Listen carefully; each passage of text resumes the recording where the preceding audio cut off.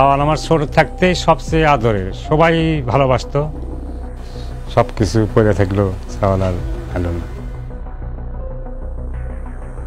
ভালো লাগে না, আমি ভালো থাকতে পারি না।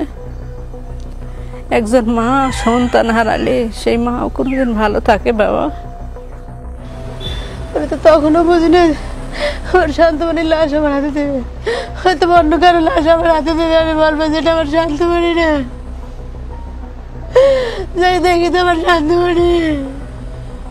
আওয়ামী লীগে যারা ছিল তারা ওই সময় আমাদের ছাত্রদেরকে সন্ত্রাসী বলে আখ্যা দিয়েছে, অনেককে টিকিট দেয়, চিকিৎসার দায়িত্ব নেই। কোথাও বাতাসে শীষ কাটে বুলেট, জেগে ওঠে বিদ্রোহ।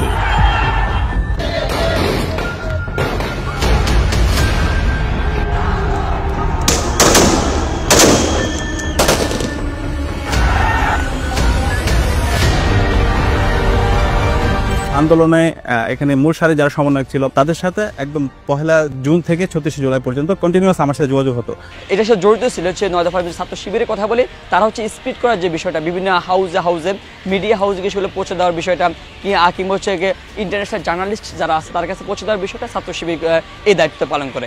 এই উত্তপ্ত পরিস্থিতিকে আরো তীব্রভাবে উস্কে দেয় শেখ হাসিনার চরম বিদ্বেষমূলক বক্তব্য। তার মানে কি মুক্তিযোদ্ধা সন্তান নাতিপুতিরা কেউ মেধাবী না, যত রাজাকারের বাচ্চারা নাতিপুতি হলো মেধাবী, তাই না?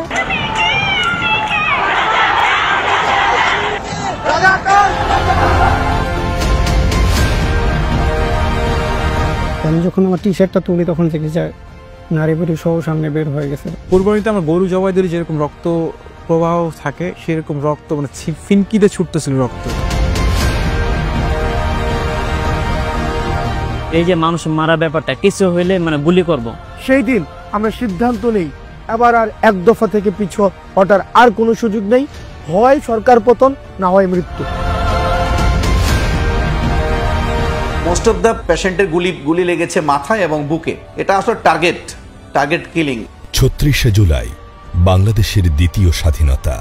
এই আন্দোলনে আমরা শুরু থেকে দেখে এসেছি সবার অংশীদার ছিল, সবাই অংশগ্রহণ করেছে, সবাই শহীদ হইতে যাওয়ার কারণে আসলে আমরা বিজয়টা আলটিমেটলি অর্জন করেছি। বিভিন্ন শ্রেণী পেশার মানুষেরা যখনই নিউজ শুনতো ইন্টারনেটের মাধ্যমে অথবা কারো মাধ্যমেই শুনতো, তার বন্ধু বান্ধব সহ তারা মূলত একত্রিত হয়ে যেত।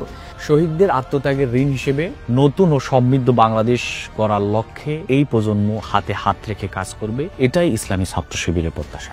হাসিনা আমার ছেলে পাঁচি থুলি নে, আমার ছেলেকে দুনিয়াতে নিলি। আমরা যারা বেঁচে আছি আমরা এক ধরনের গিল্ট ফিল আমাদের প্রতি কাজ করে।